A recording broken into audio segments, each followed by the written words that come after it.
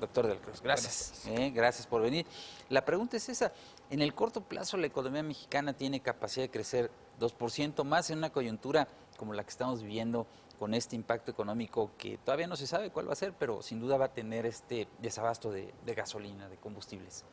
Bueno, yo creo que mencionas muy bien un elemento coyuntural y yo abonaría un estructural. En la parte estructural, el propio secretario de Hacienda lo reconoció en Estados Unidos, la economía mexicana y cuando mucho tiene capacidad para crecer 2% sin generar presiones. De la misma manera está en los propios criterios de política económica que se entregaron hace un mes al Congreso. Banco de México de igual forma en sus últimas minutas transparenta que debido a la baja inversión, la capacidad de crecer de México potencial pues excede 2.3%. Entonces, en ese sentido, me parece que estructuralmente la economía mexicana difícilmente tendrá un desarrollo espectacular.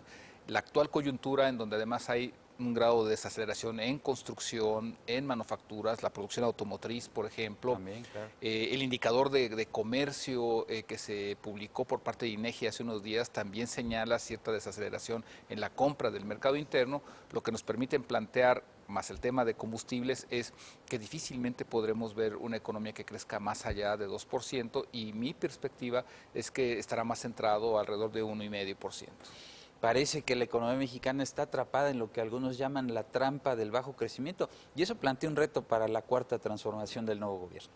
Bueno, el estancamiento estabilizador que vivimos, en donde durante muchos años lo que tuvimos sí fue baja inflación, pero escaso incremento, por ejemplo, en productividad, en competitividad, en donde pocas empresas son las que generan valor agregado, atrapados en esta trampa de lo que es una economía informal, mucho comercio al por menor, pero de bajo valor agregado, lo que nos llevan a plantear es que efectivamente el país necesita una gran transformación productiva, en donde generemos las condiciones para crecer aceleradamente y que estas condiciones generen empleo formal que detone un mercado interno mucho más robusto. En ruta hacia esa transformación del sistema productivo, ¿qué cambio requiere la economía desde la perspectiva del IDIC?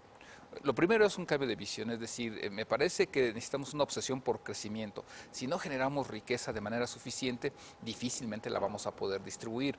El gasto social me parece que es positivo, pero no va a alcanzar para resolver problemas de 53 millones de gente en pobreza o de más de 60 millones que no tienen ingreso suficiente para vivir bien. Entonces, lo primero es tener muy claro que el objetivo debe ser crecimiento. Segundo, una política industrial.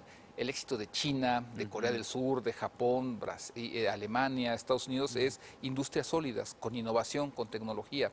Un sólido sistema empresarial nacional capaz de competir, incrementos en productividad, un sistema educativo sólido y financiamiento. O sea, al final del día necesitamos recuperar el papel de la banca de desarrollo como promotor del crecimiento. Sí, recordar también que había quien decía que la mejor política industrial era la que no existía, la que no había, y creo, a partir de esto que comenté, pues la política industrial debe ser un pilar del Plan Nacional de Desarrollo del nuevo gobierno, ¿no?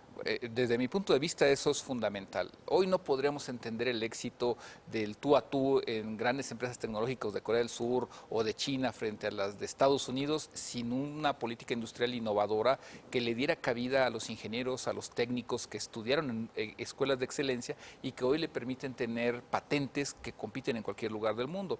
Nosotros me parece que tenemos que avanzar en ese sentido y la industria significa también infraestructura, mejores comunicaciones, mejores puertos, aeropuertos, así como telecomunicaciones robóticas aplicadas a muchas áreas de la economía que permiten crecer como lo está haciendo estados del Bajío, del occidente del país del norte, que son industrializados. Hablando de infraestructura, ¿será suficiente con los proyectos del nuevo gobierno, la refinería de Tabasco, el Tren Maya, más presupuesto a Pemex, a CFE, o también programas sociales insignia muy importantes, sobre todo el de jóvenes construyendo el futuro? ¿Será suficiente?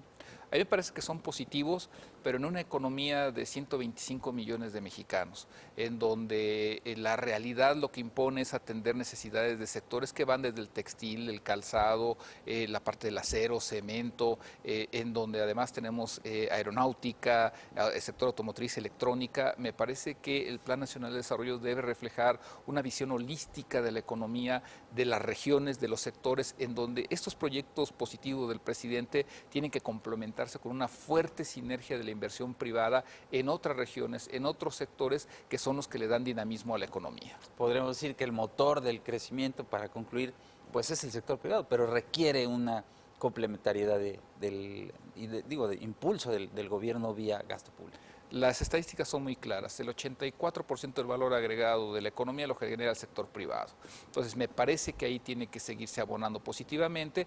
El mayor rezago que ha existido en valor agregado es el del gobierno en sus 3 niveles de operación. Entonces ahí tiene que existir una mejora y esa sinergia es necesaria. Cualquier país exitoso lo conoce y México tiene que avanzar hacia allá.